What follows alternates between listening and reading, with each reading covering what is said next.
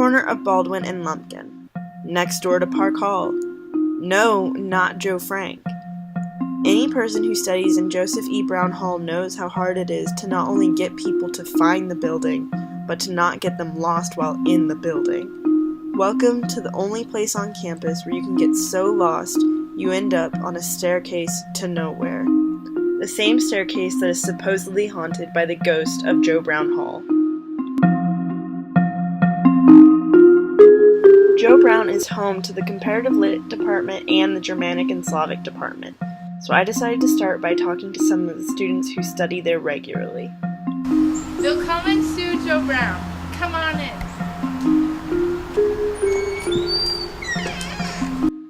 Hannah is president of the German student organization and talked a bit more with me about what she really thought about Joe Brown as a building and whether or not she thinks a ghost resides in it. I love Joe Brown because it reminds me of my high school, which was very old, and you can feel the character. There's ivy in one of the bathrooms.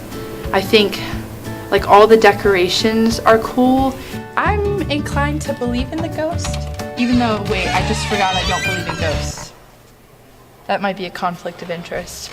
I heard that this is a door that they patched up, and what I heard was that like it's a door to where the boy lived. Like it might have been his dorm room door or his like hall door, but that they boarded it up.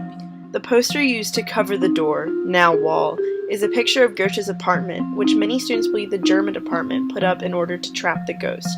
I decided to see whether or not this was actually the case. I'm not actually sure that the reaction was planned. So in that blocked off stairwell, we put that poster in of that receding doorway. I don't think it was put up in connection with the ghost or to foster the sense of this folklore. I think it was just it was kind of a lark. But ever since that time, students have connected that poster with the ghost. So it's a little bit serendipitous, I think. So where does this ghost come from exactly? Dr. Sager was kind enough to share research that one of his students had conducted over the history of the ghost with me. After that reading, I did more reading, and more reading, and even more reading. There's actually a lot of academia on this ghost. Anyway, the general story goes as follows. When Joe Brown used to be a dorm, a body of a student was found over break one day.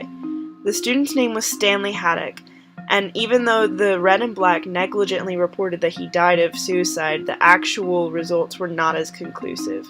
Regardless, when Joe Brown was renovated to become an academic building, they boarded up the wall that supposedly he resided in. The real question is, what kind of legacy does this ghost have today? It was so fun to hear about, like, coming into this building, and maybe it's your freshman year or your sophomore year, and I was in my like entry-level German class, and it tied me to the building. Like I knew a piece of gossip about the building. Like it tethered me to it and gave me a leg up, and helped me feel connected to the space I was in.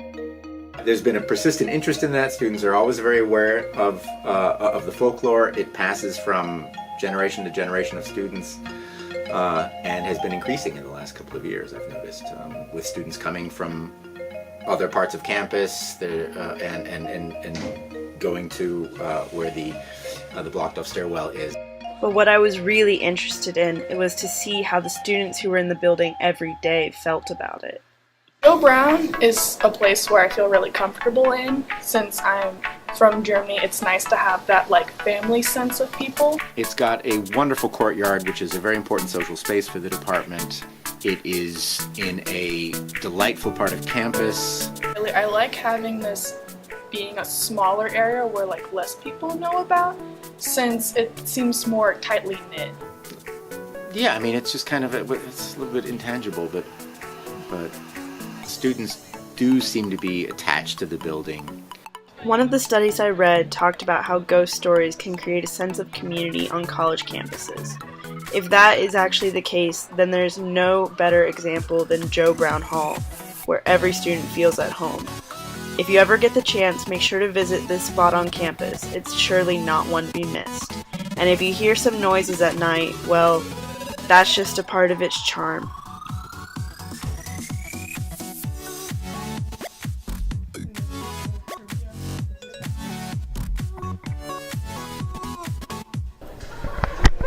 That was the ghost. The ghost. He doesn't